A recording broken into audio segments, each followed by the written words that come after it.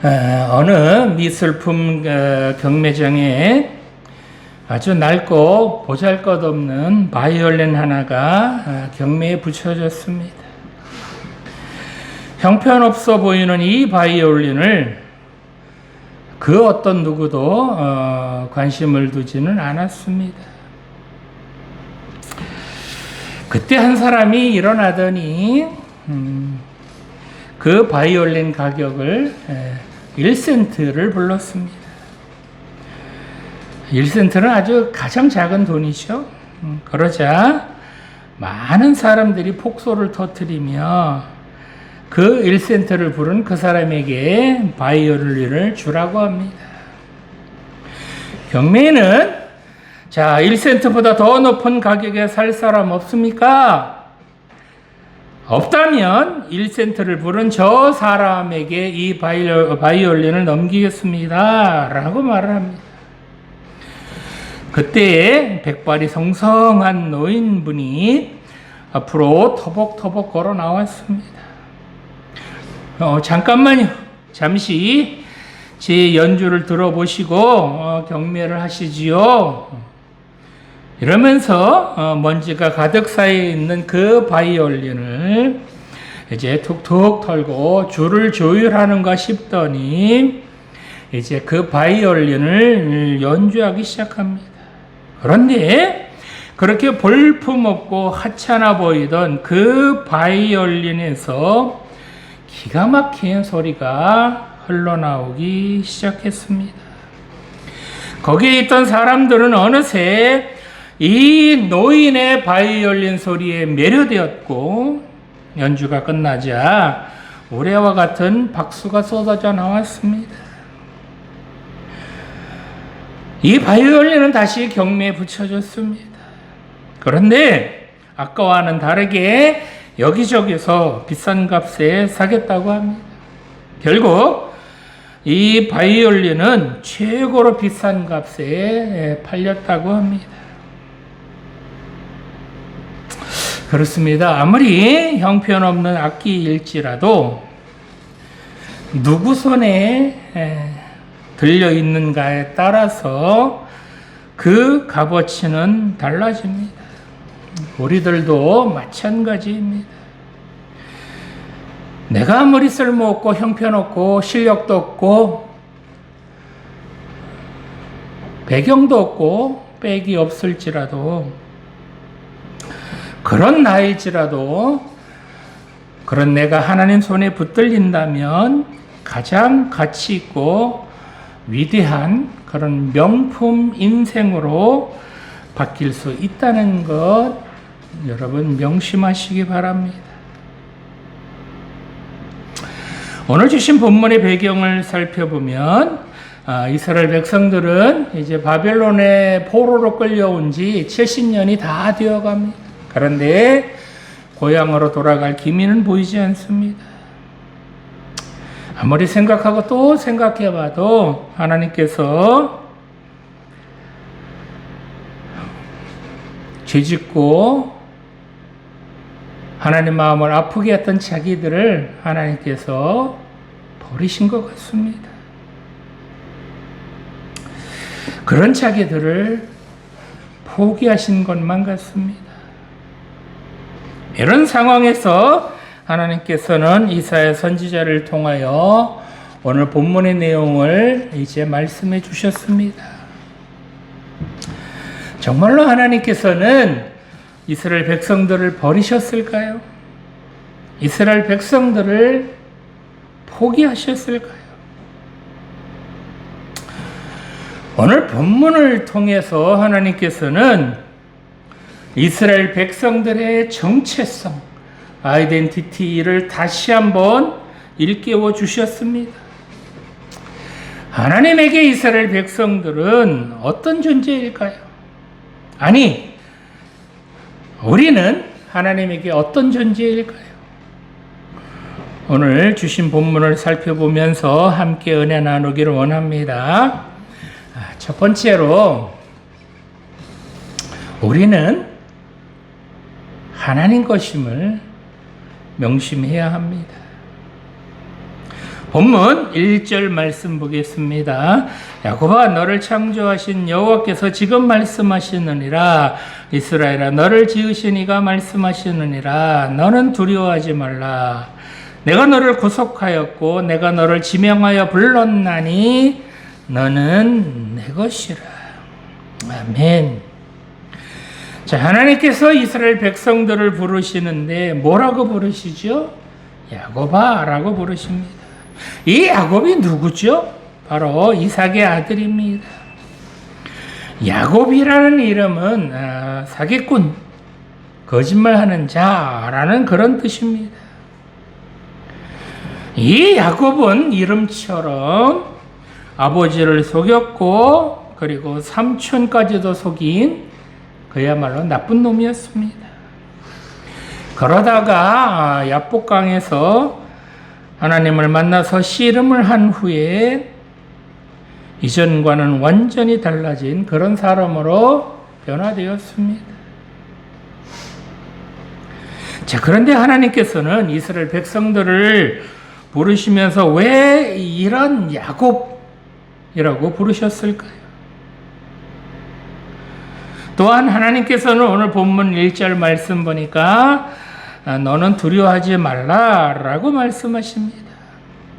여기서 두려워하다라는 단어는 어떤 대상에 대하여 두려워하거나 떨리는 것, 그런 것을 말하기도 하지만 인간의 전 존재가 흔들리는 그런 두려움을 말하기도 합니다. 자, 그런데 하나님께서 뭐라고 그래요? 그렇게 떨거나 두려워하지 말아라 라고 말씀하십니다. 여기에 말라라고 하는 이 단어는 히브리어로 보면 이게 알이라고 하는 단어인데 이 단어는 부정을 나타내는 단어가 히브리어에는 두 개가 있습니다. 알이라고 하는 단어가 있고 로라고 하는 단어가 있는데 알이라고 하는 단어는 주관적인 부정을 나타낼 때 쓰이는 단어고 로라고 하는 단어는 객관적인 부정을 나타낼 때 쓰이는 단어입니다. 이 주관적인 부정을 나타낼 때 쓰이는 이 알이라고 하는 단어는 자기 환경이나 처한 처지가 누가 봐도 두려워할 만한 그런 상황일지라도 나 자신만큼은 두려워하지 말라는 겁니다. 그 누가 뭐라고 그래도 나 자신은 괜찮다, 두려워하지 않는다 라고 그렇게 하나님께서 이제 두려워하지 말아라 라고 말씀하시는 겁니다. 자, 하나님께서 왜 두려워하지 말라고 말씀하셨을까요? 인간의 전 존재가 흔들릴 만큼 지금 이스라엘 백성들은 바벨론에서 그야말로 자기 인간의 그 기본적인 생각, 자기가 왜 존재하는지조차 모르는 채 그렇게 초라하게 포로 생활을 하고 있습니다. 언제 죽을지 모르는 그런 상황에서 이스라엘 백성들은 두려워하며 떨고 있습니다. 그런데 그런 백성들에게 하나님께서는 두려워하지 말아라 라고 말씀하시는 겁니다.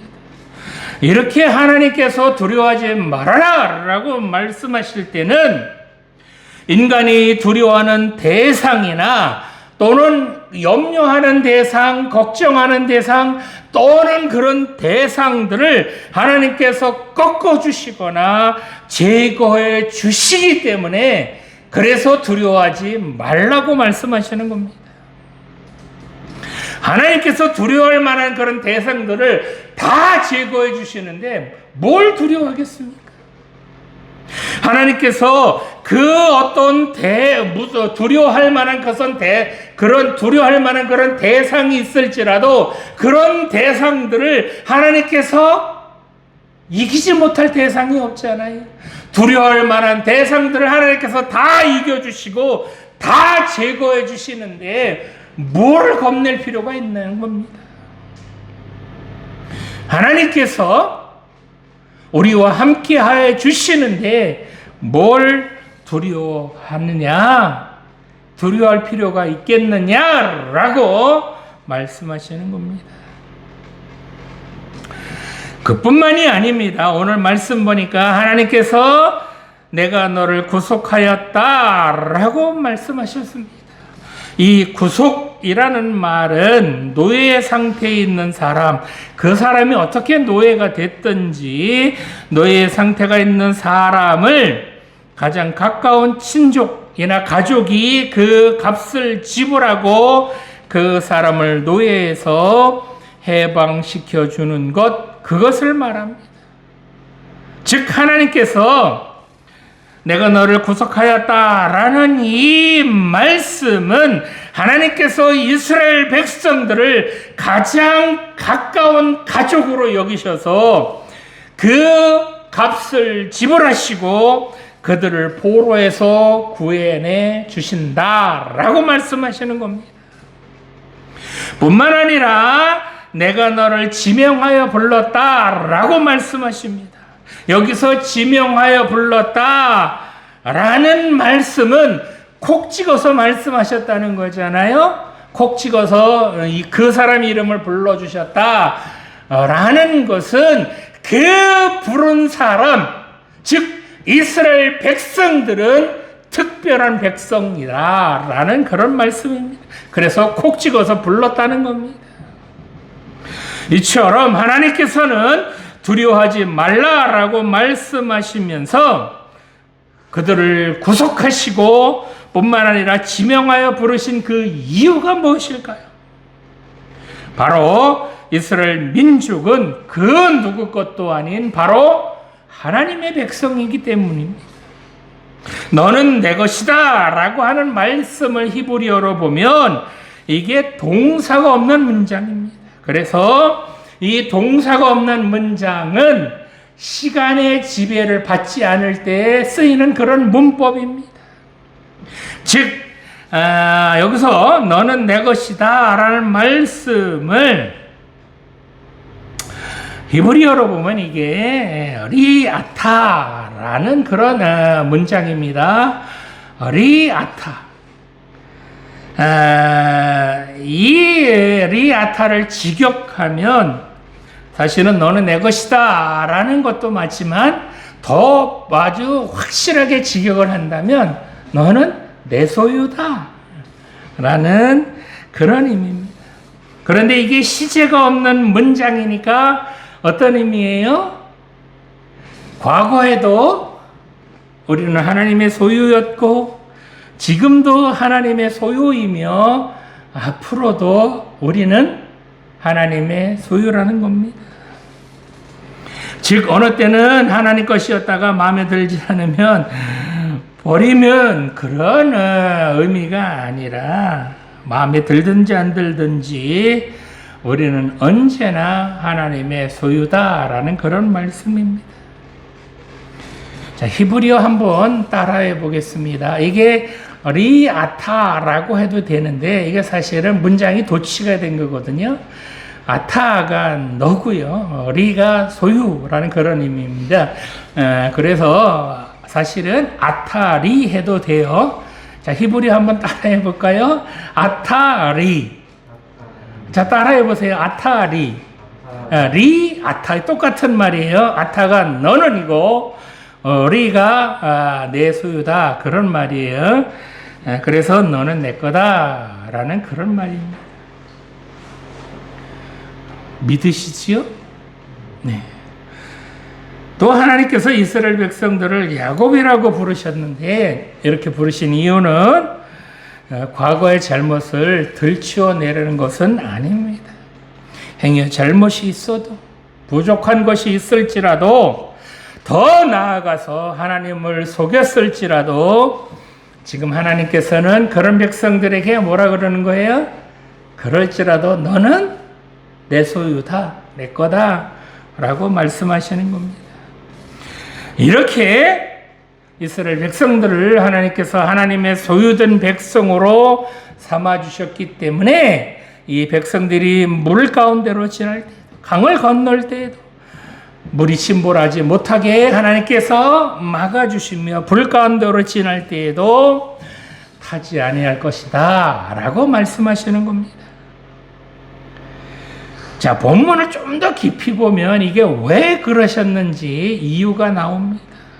본문 2절의 말씀을 보면 내가 물 가운데로 지날 때에 내가 너와 함께 너와 함께 할 것이다 라고 말씀하시는데, 여기서 함께라는 단어가 임마누엘 할 때 그 임이라고 하는 단어, 임마누엘이 하나님이 우리와 함께 계신다라는 그런 뜻이잖아요. 그럴 때 쓰이는 임이라는 단어는 아니에요. 여기 쓰이는 단어는 히브리어로 보면 이게 에트라고 하는 단어인데, 이 에트라고 하는 단어는 임은 함께라고 하는 단어지만 이 에트라고 하는 단어는 아주 어떤 대상이 거의 찰싹 달라붙어 있는 거.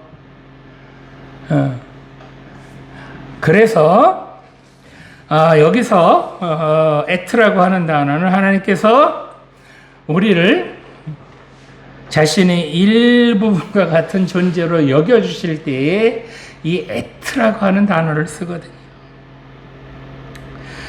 물 가운데로 지날 때나 강을 건널 때나 불 속에 들어갈지라도 하나님께서 부족한 나를 하나님의 일부분과 같은 존재로 여겨주셔서 하나님의 일부분인 나를 감히 물이 해코지하지 못하게 하시며 아무리 뜨거운 불 속일지라도 그 불꽃에 상하지 않게 해 주신다는 겁니다. 하나님께서 우리를 하나님의 일부분으로 여겨주신다 라는 것 여러분 믿으시기 바랍니다. 성도 여러분, 그래서 여러분은 하나님의 겁니다. 아무리 부족하고 아무리 모자라고 아무리 배경이 없고 아무리 흙수저일지라도 여러분은 하나님의 것입니다. 그렇기 때문에 걱정하실 필요가 없다는 겁니다. 여러분들 앞에 여러분들을 막아서는 것들이 있습니까? 여러분들 힘들게 하는 것들 있습니까? 두렵고 떨려서 감히 엄두를 내지 못하는 것들, 그런 것들이 혹시 있습니까? 두려워하지 마시고 염려하지 마시기 바랍니다. 하나님께서 여러분들과 함께 해주시면 어떤 어려움도 어떤 아픔도 어떤 힘든 것들도 다 이기게 해주실 줄 믿으시기 바랍니다.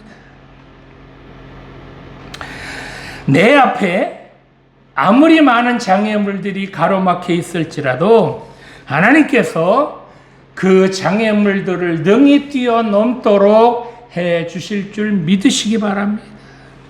내 스스로도 나는 틀렸어, 나 같은 인간이, 난 희망 없어 라고 자책하지 마시기 바랍니다. 내 스스로도 나를 믿을 수 없는 그런 형편없는 그런 존재일지라도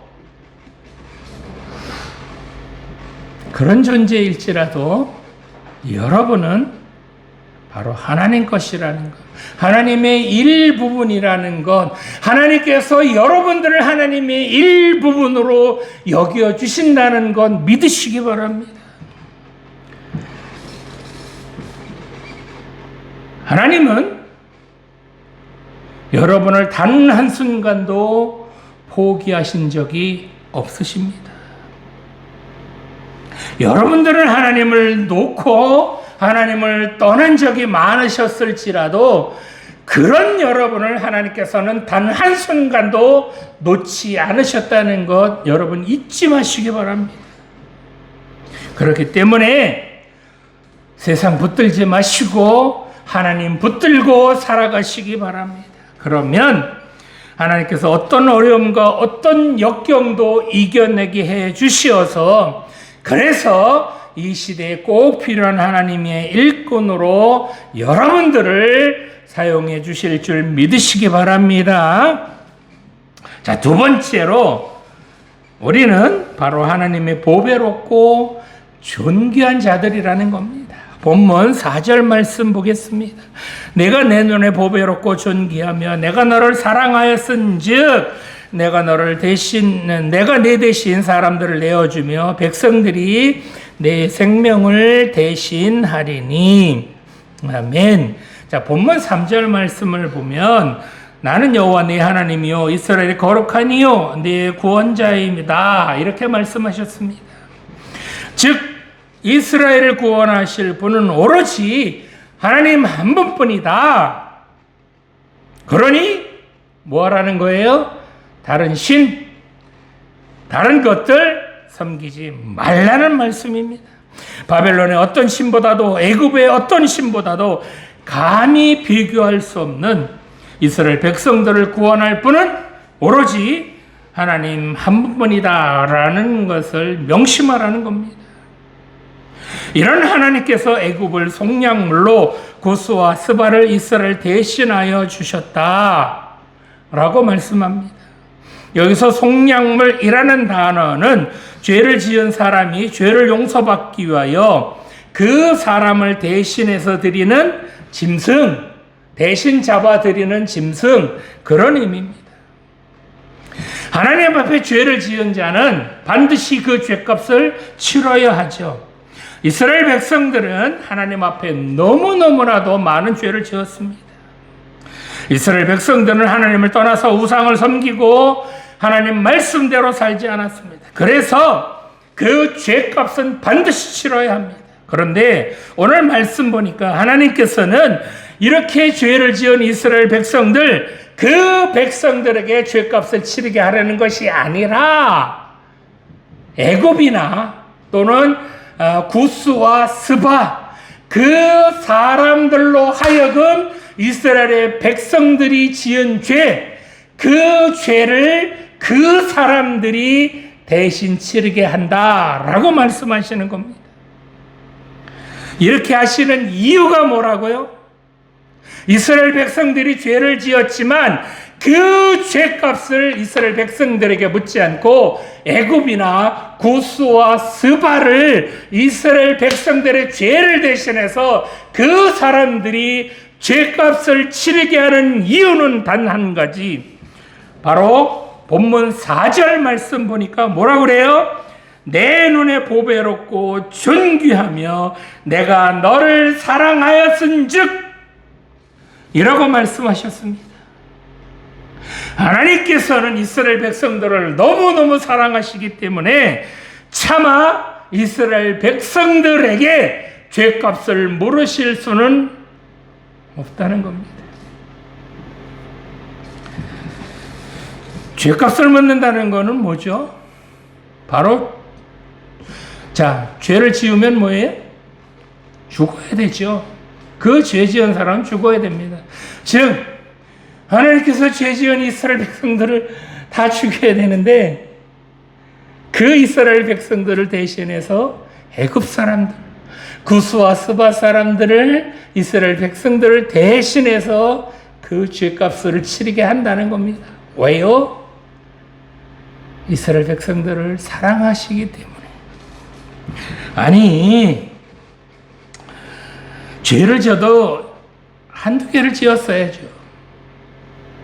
죄를 지어도 좀 애지간한 죄를 지었어야죠. 그죠? 아니, 이렇게 더러운 죄를 많이 지은 이놈들이 뭐가 이뻐서, 뭘 사랑하셔서, 그런 놈들 뭐 이쁘다고 그렇게 사랑하셔서 그놈들에게 왜 죄값을 묻지 않으시느냐고요.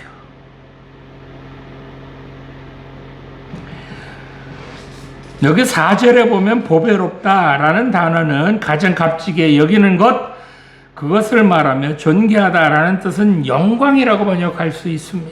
이 영광이라는 뜻은 하나님의 살아계심을 드러낸다라는 그런 의미가 있습니다.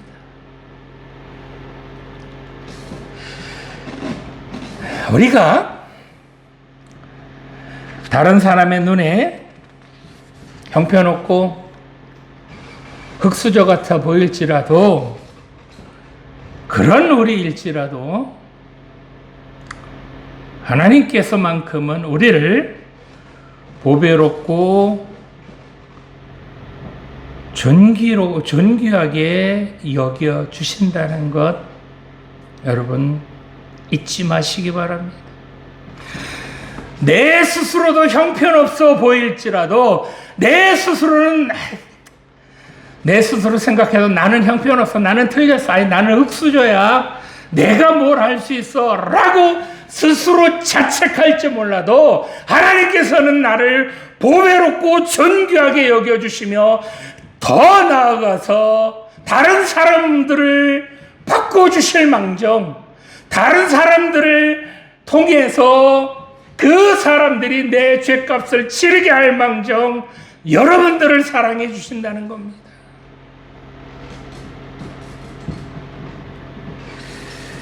이처럼 이스라엘 백성들을 보배롭고 존귀한 적으로 삼아주실 뿐만 아니라 더 나아가서 사랑해 주신다라고 말씀해 주셨습니다.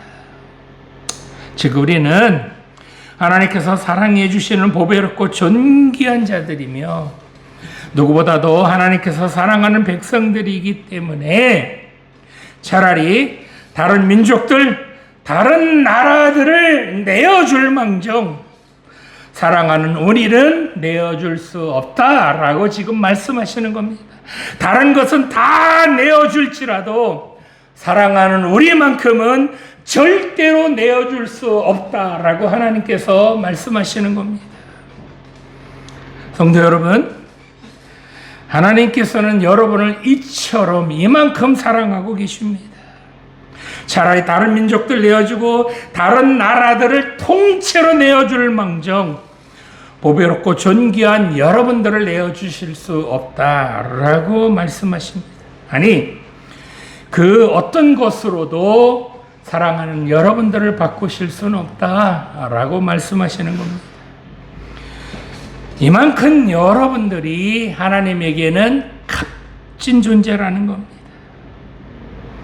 하나님께서는 이렇게 여러분들을 사랑하시는데 그렇기 때문에 여러분들은 절대로 형편없는 분들이 아닙니다. 여러분들은 하나님이 보실 때 흙수저 절대로 아닙니다.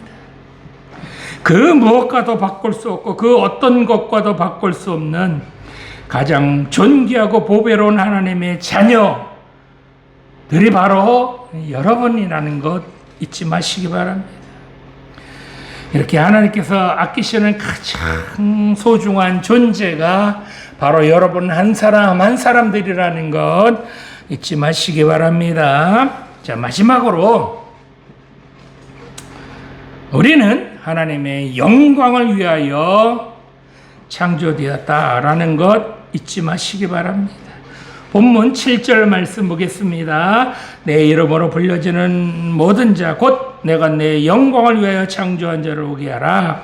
그를 내가 지었고 그를 내가 만들었느니라. 아멘. 자, 이스라엘 백성들은 바벨론 포로로 잡혀오면서 뿔뿔이 흩어졌습니다. 전쟁 포로가 그만큼 참 비참한 겁니다. 승리한 사람들이 어디로 끌고 가든지 끌려가는 게 전쟁 포로잖아요. 그러나 하나님께서는 이렇게 흩어져 있는 백성들을 모아서 다시 이제 고국으로 돌아오게 해 주시겠다라고 말씀하시는 겁니다. 본문 6절의 말씀 보면 내가 북방에게 이르기를 내놓으라, 남방에게 이르기를 가두어두지 말라 라고 말씀하시는데, 북방에게 내놓으라 라고 말씀하신 것은 원래 이스라엘 백성들은 누구 소유다? 하나님 소유다. 그러니 어떻게 해라? 내놔라. 원래 내 백성이야. 내놔. 이런 의미죠. 또 하나님께서 남방에게 이스라엘 백성들을 가둬두지 말라라고 명령하셨는데, 이렇게 하나님께서 사랑하는 자녀는 그 누구도 그 어떤 나라도 가두어둘 수 없다. 그러기에 어떻게 내놔라라고 명령하시는 겁니다.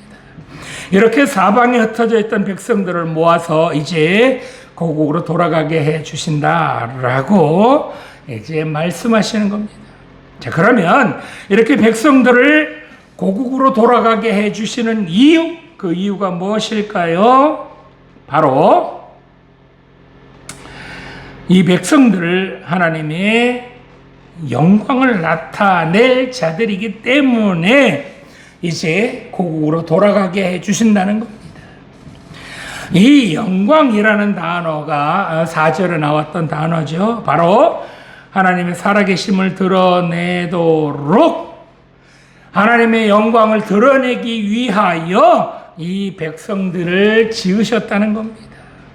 내 이름으로 불려지는 자들, 그 백성들이 지금은 비록 바벨론의 포로 생활을 할지라도 그들은 이제 하나님의 살아계심을 증거하는 증인으로 이제 불러서 그렇게 사용해 주신다는 겁니다.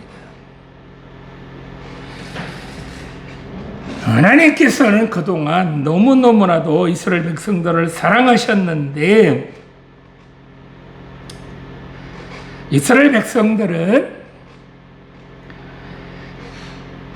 그런 하나님의 사랑을 깨닫지 못했습니다. 그래서 하나님의 살아계심을 증거하는 그런 증인답게 살지 못했습니다. 그러다 보니까 하나님의 영광을 가리는 그런 어리석은 삶을 살고 말았습니다. 자, 그렇게 하나님의 영광을 가리고 하나님을 증거하는 증인으로 살지 못하게 되니까 어떻게 됐어요? 우상을 섬기는 나라에 짓밟히게 되고 만 겁니다. 그렇습니다. 하나님의 영광을 드러내지 않고 죄 가운데 살면 그 죄의 지배를 받게 되고 그리고 억압받고 갇힌 삶, 포로된 삶을 살 수밖에 없게 되는 겁니다.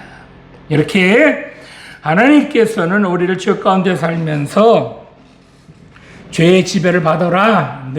너 같은 놈들 쓸모없다. 형편없다.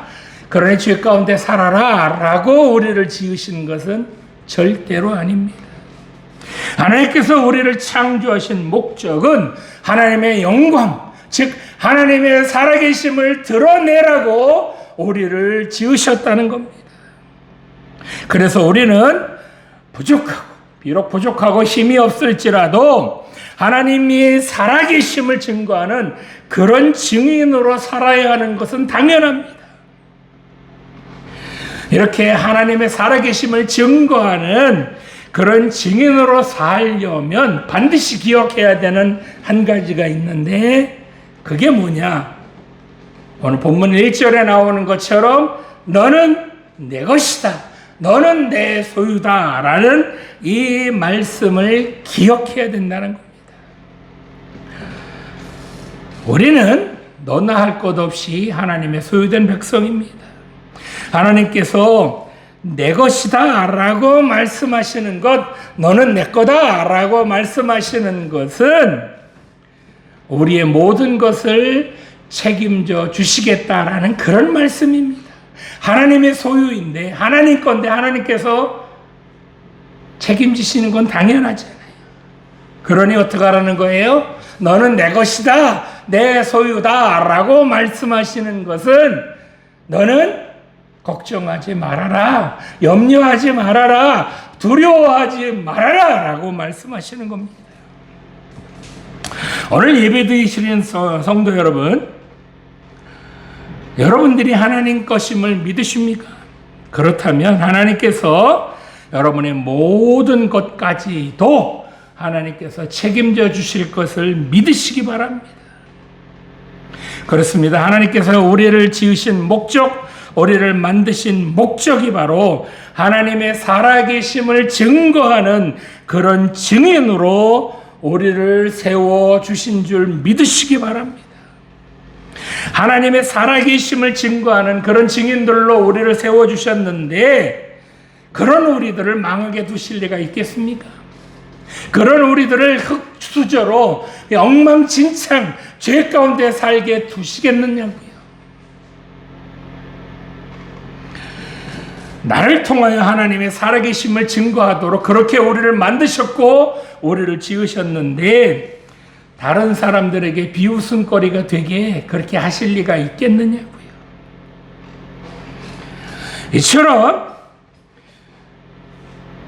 하나님의 영광을 나타내도록 하시기 위하여 하나님께서 하신 작업이 하나 있습니다. 그 작업이 뭘까요?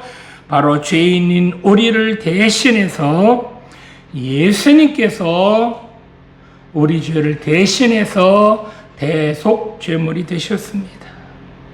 부족하고 연약하고 믿음 없는 우리를 대신해서 예수님께서 대속 제물로, 즉 우리 죄를 대신해서 예수님께서 죽으심으로 이제 우리가 구원받게 되었고 하나님의 자녀가 된 것입니다. 자, 그렇다면 한 가지 더 생각해 보겠습니다. 하나님께서는 왜 죄로 찌든 우리를 죽이지 않으시고 왜 예수님을 죽이셨을까요? 죄로 찌든 우리를 왜 이 땅에 살려두셨을까요? 바로 우리 죄를 대신하여 죽으신 그 예수님을 대신해서 이 땅에서 예수님 몫을 다하며 살라고, 예수님처럼 살라고 우리를 이 땅에 살려두신 겁니다. 원래 죄인은 우리가 죽어야 하는데 우리 죄를 대신해서 예수님께서 죽으셨습니다. 왜 그러셨을까요? 바로 우리들이 예수님 몫까지 살라고, 예수님이 하실 일들을 우리들이 하라고 이 땅에 남겨두신 것입니다. 그래서 우리는 절대로 싸구려 인생, 흙수저 인생이 아니라는 겁니다. 그 어떤 값으로도 매길 수 없는 예수님의 목숨을 내어주고 그렇게 산 값비싼 존재라는 것 여러분 잊지 마시기 바랍니다. 이처럼 예수님 몫으로 살라고 이 땅에 남겨두셨는데 여러분은 예수님처럼 살아가고 계십니까? 예수님께서 목숨을 버리시면서 우리를 이 땅에 살려두셨는데 여러분은 여전히 죄 가운데 살고 계시지는 않으시는지요? 여전히 세상의 가치관, 육체적 욕망 그런 것들에 사로잡혀서 세월 낭비하며 싸구려 인생, 그런 인생 살고 계시지는 않으십니까? 행여 이런 인생 사셨다면 오늘 이 시간부터라도 예수님처럼 그렇게 살아가시기 바랍니다. 여러분은 이 땅에 여러분을 남겨두신 것은 바로 예수님처럼 살라고 이 땅에 여러분들을 남겨두셨다는 것 잊지 마시기 바랍니다. 그렇기 때문에 하나님께서는 여러분을 통하여 영광받고 싶어 하신다는 것 여러분 잊지 마시기 바랍니다. 행여 죄가 많고 잘못이 많을지라도 그 잘못과 죄를 용서해 주실 뿐만 아니라 여러분들 도와주시고 여러분들 지켜주시고 여러분들을 생명의 길, 의의 길로 인도해 주시어서 반드시 여러분들 통하여 살아계신 하나님을 증거하는 그런 증인으로 사용해 주신다는 것 명심하시기 바랍니다. 여러분을 통하여 예수님 목처럼, 아니 예수님처럼 하나님을 증거하는 그런 인생이 되게 해주실 것 믿으시기 바랍니다. 하나님께서는 여러분들이 잘 해내실 것 지금도 믿고 계시다는 것 여러분 잊지 마시기 바랍니다. 하나님께서는 여러분이 어떤 죄와 유혹도 이겨내시기를, 여러분들이 이겨내기를 지금도 믿고 계십니다. 하나님께서는 여러분들이 세상의 가치관보다는 하나님 나라의 가치관으로 살 것을 믿고 계십니다. 그런데 여러분 어떠십니까? 행여 하나님을, 그런 하나님을 실망시키시지는 않으시는지요?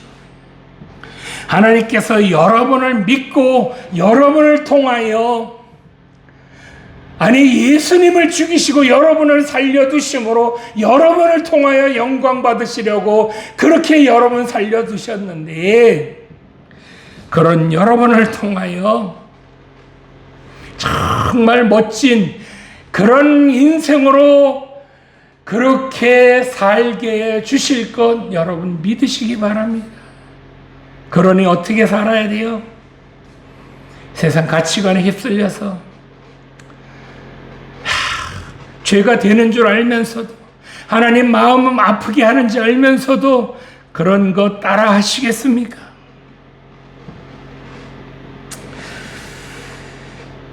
하나님께서 여러분 도와주시려고 지금도 모든 것 다 준비해 놓고 여러분들 기다리신다는 사실 명심하시기 바랍니다. 이런 하나님이 여러분 앞에 계십니다. 힘들 때에 그 하나님께 기도하시고 지칠 때에 그 하나님께 하나님 도와주세요 라고 부르짖으시기 바랍니다. 그러면 하나님께서 여러분 붙들어 주시고 지켜주시고 인도해 주시어서 반드시 여러분을 통하여 영광 받아 주신다는 것 잊지 마시기 바랍니다. 그렇습니다. 여러분들은 그 누구 것도 아닌 하나님 것이라는 것 명심하시기 바랍니다. 여러분들은 예수님의 목숨을 주고 바꾼 그런 값비싼 인생이라는 것 그것도 명심하시기 바랍니다. 그래서 정말 값비싼 인생으로 싸구려 인생이 아닌 형편없는 인생이 아닌 값비싼 인생으로 존귀한 인생으로 그렇게 이 세상 살아가시기 바랍니다. 이사야 43장 1절 말씀으로 설교 마치겠습니다. 야곱아 너를 창조하신 여호와께서 지금 말씀하시느니라. 이스라엘아 너를 지으신 이가 말씀하시느니라.